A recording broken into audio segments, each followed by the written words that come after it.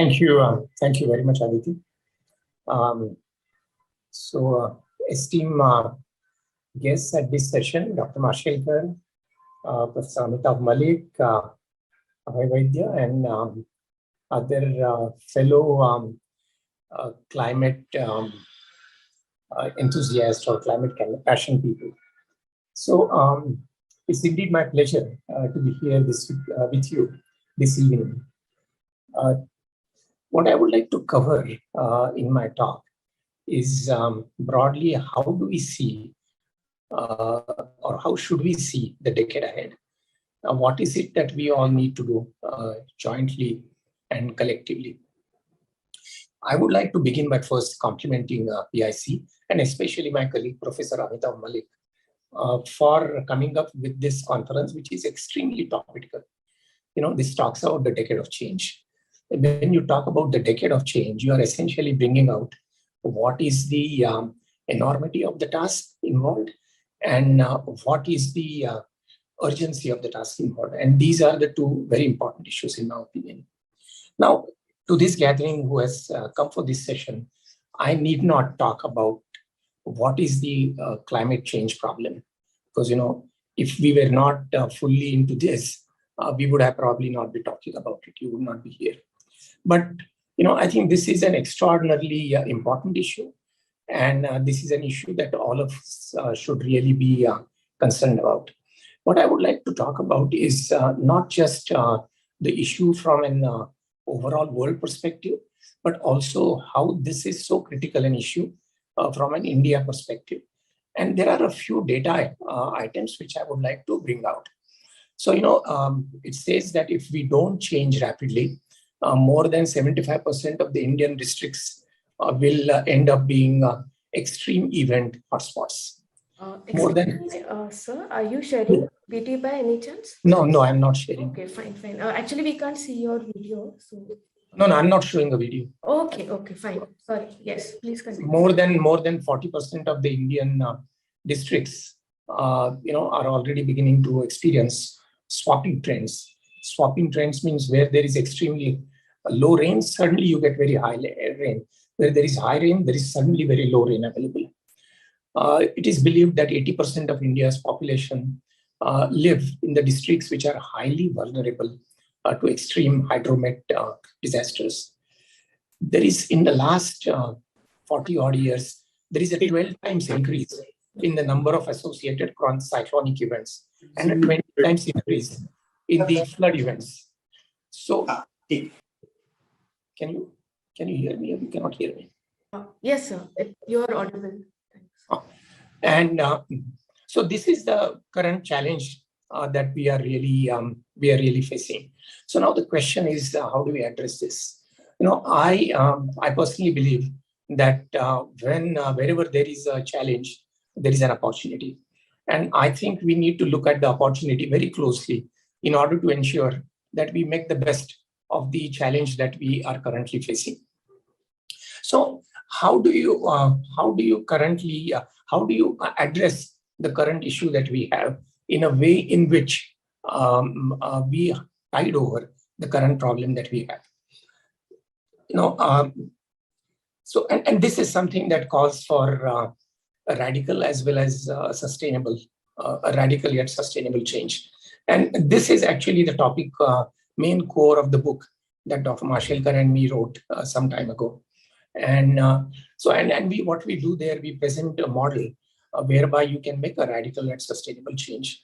And we talk about 4 levers. And in my opinion, to address the problem that we currently have, we need to address and kind of work on all the 4 layers.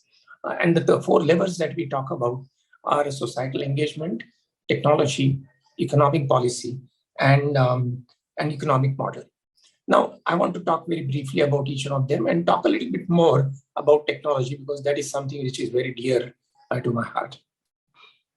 No change of this type can happen without a deep societal engagement. And the fact that at PIC we are doing so much work in this area is actually creation of societal engagement. And we have seen if there is societal engagement is inadequate, how changes become extremely difficult. And we have seen the recent example of the farm laws reversal, etc. So I think critical part is how do we ensure that everyone is deeply engaged, and so how do you get people involved in an effort of this time? See, because any change creates some winners and some losers, and I think that to me the most important part is that how do we get a sense of community, a sense of common purpose, and that can only come if we know that all of us here in this country or across the world will be severely impacted if we don't change. And I think the beginning of that change you see in a variety of ways. I think at an individual level, much action needs to be taken. And it's an action that we typically talk in terms of 3R, refuse, reuse, recycle. I think if we do this, we will spare the usage of excessive energy. We will spare the usage of excessive materials. And I think it can make for a cleaner, gentler, and better world. I can't ever forget Gandhiji's quote, which says that the world has enough for everybody's needs, but doesn't have enough for anybody's greed. And I think the way we are going about destroying nature and creating the climate problem is as if there is no tomorrow. So I think a societal engagement, deep involvement is very critical. The second level, and as I said, which is more dear to my heart, is this whole issue about technology. I have a firm belief that every problem can be solved if we have the necessary technology. Without technology, no problem can be solved. But technology alone cannot solve the problem. So what is the kind of technology that we need to look at? So if we were to see that we are really looking at the core thing that we are looking at is reduction of CO2 in the air. So obviously the least that we need to do is that we need to ensure we need to ensure that we don't put more CO2 in the air. So maybe I think we should look at one aspect of that, and that is namely energy. So how do we generate energy, transmit energy, consume energy in such a way that there is no net increment to the CO2 in the atmosphere? And clearly this talks about renewable energy. And so when you talk of renewable energy, we are essentially talking about the energy that comes from sun, or that comes the way the sun is generating energy. So when we look at energy, we are obviously looking at solar or wind and the related renewable energy. Much work is being done in this area, and over the last decade, we can all see that the price of energy has really fallen precipitously when you are looking at any solar PV, etc. And I believe that this will continue to happen. So as newer and newer materials are brought into focus. Obviously, we will now look at materials like perovskite, where you can make flexible solar panels, so you can have them hanging on a building. You can make them light so that they can change in the morning and in the evening. So all of this is very doable, very possible. Obviously, since sun doesn't shine all the time and wind doesn't blow all the time, we can't have a situation where our continuous energy needs are met by the the renewable energy that is happening. So there is necessarily a need for storage. And currently, we are talking about some types of storage more than others. Obviously, there is this whole big issue about pumped water storage, which can be highly promising. Then there are multiple types of batteries. Although lithium is really, should I say, the king of the kingdom, there are, of course, solid oxide batteries, there are iron oxide batteries, there are and multiple other batteries. As a company or a set of people who are very passionate about this area, we have been working on sodium-ion batteries, because sodium is available everywhere. Sodium is cheap. Sodium-ion batteries can be transported very easily. Sodium-ion is far more temperature resistant than lithium, and obviously it is cheaper. I think with that, we should be able to capture the energy that we get from renewable sources. The other area, which is also very dear to our heart, is this whole thing about hydrogen. And we must have all read about the hydrogen mission announcement yesterday. So the interesting thing is that hydrogen can be used as a temporary storage for all the renewable energy. hydrogen can also be generated from the materials that we have around us. And we all know that there are different types of hydrogen. You can have hydrogen coming from fossil fuel, which is gray hydrogen, which has some merits, although it's not the best one. Or you can have blue hydrogen, where you get the hydrogen from fossil fuel, but capture the CO2, so it becomes blue. And the last one is, of course, green hydrogen, which you can make from stored solar, stored wind, or from biomass. Now, some of these solutions can be quite interesting. And I know, again, as a company passionately involved in this, we have been working on green hydrogen. And green hydrogen, of course, can come from solar and the electrolyzers. As we know, the cost of electrolyzers is dropping. As we know, the cost of solar PV cells is dropping, and therefore the cost of solar electricity is coming down. A big problem was that where you have enough sun, you may not have enough usage, and therefore you need to transport the energy from the place of generation of electricity to the place of consumption of hydrogen. And the transmission was a major issue. And all of you would have heard yesterday's announcement that the transmission costs are being brought down to zero, especially the ones which come from the industrial part. So that is a good way of looking at it. But associated with that, we need to figure out different ways of how do you store the hydrogen which you will make from the electricity that you will get from different places. Clearly, there is work to be done on hydrogen storage. Currently, hydrogen storage mechanism is not very energy efficient, and that is because we are still looking at very small volumes. The moment that we get much larger volumes, these large hydrogen storage, whether it is carbon composite or whether it is aluminum with carbon coating on that, all these costs will certainly come down. The other, and in our opinion, more important way of generating hydrogen is, of course, from biomass. India generates something like 200 million tons of bio-waste every year. Every major Indian city generates literally thousands of tons of bio-waste every day. And so that is a huge, huge potential for generation of hydrogen. And one can look at two different ways in which hydrogen can be generated from this. You can do either some kind of a burning, pyrolysis of this, from which you can generate hydrogen, or you can use microbes to generate hydrogen. Those types of bio-waste, which has either a lot of water in it or which has a lot of lignin in it, I think one can use pyrolysis.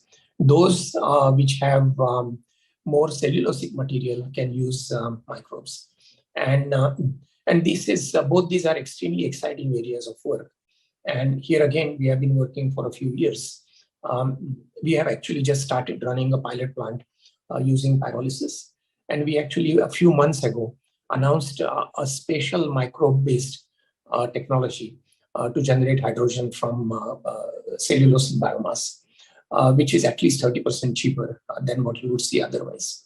Now, there is this whole new world of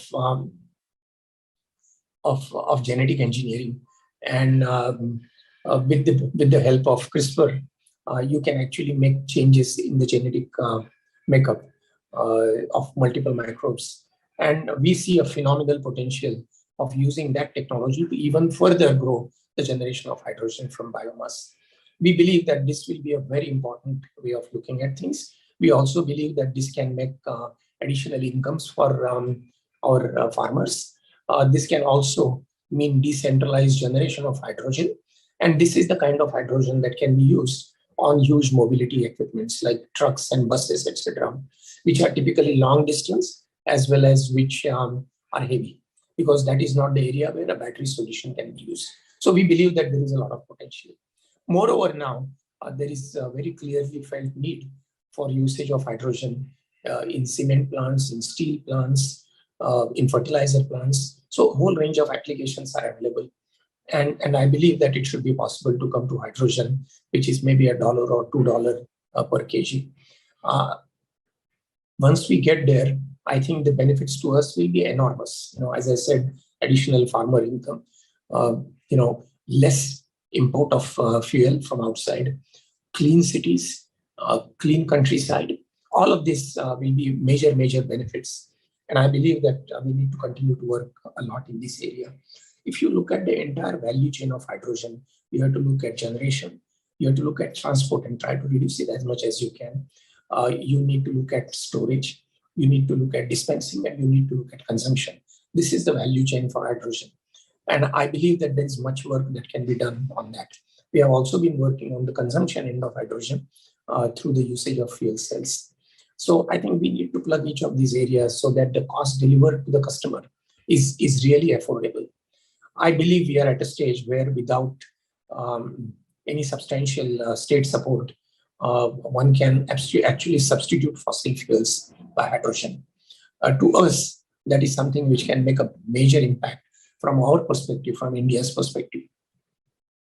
Now, I have talked about solar with batteries, solar with hydrogen, and pure hydrogen itself. But there is this bright star on the horizon that one sees, and that is this whole thing about desktop fusion.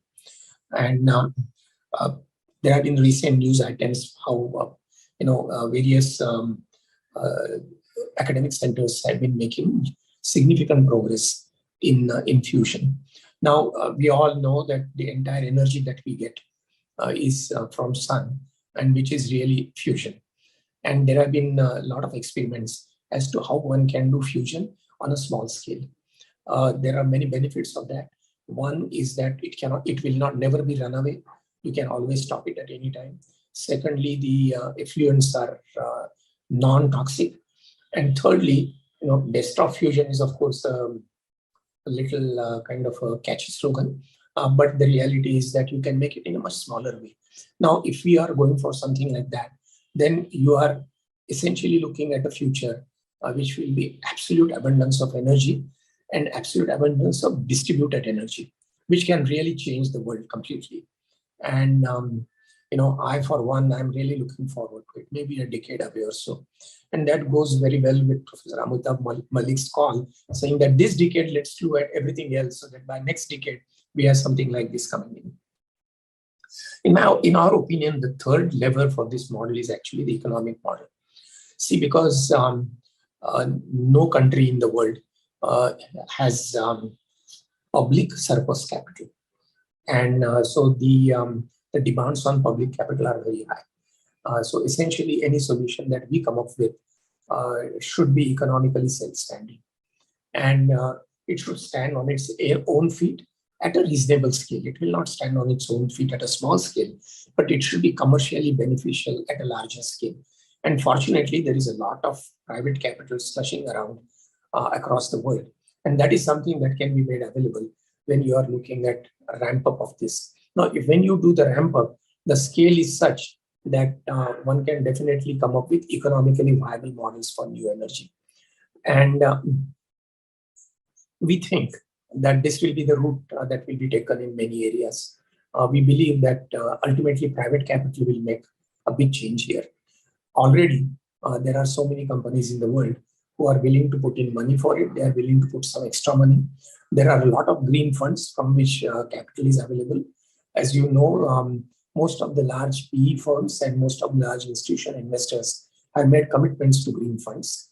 And obviously, in the initial phases, there may be a bit of greenwashing, but clearly this is something that we will get over, and we will have genuine green funds available at really affordable prices.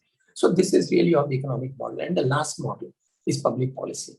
And it is very heartening to see that over the last few years, from the Paris conference to the recent COP26, there has been a gradual change in the outlook of all the governments. And our government really is at the forefront of this. And if you look at the slew of initiatives that we have, whether it is FAME 1, FAME 2, whether it is a hydrogen policy, whether it's a policy for renewable energy, or whether it's the announcement for huge investments in solar, I think we are trending in the right direction. It is important that the public support comes in, but it is equally important that the public support is given very judiciously. As Dr. Vijay Kelkar quite often says, that the wheels of the private industry work quite well. Any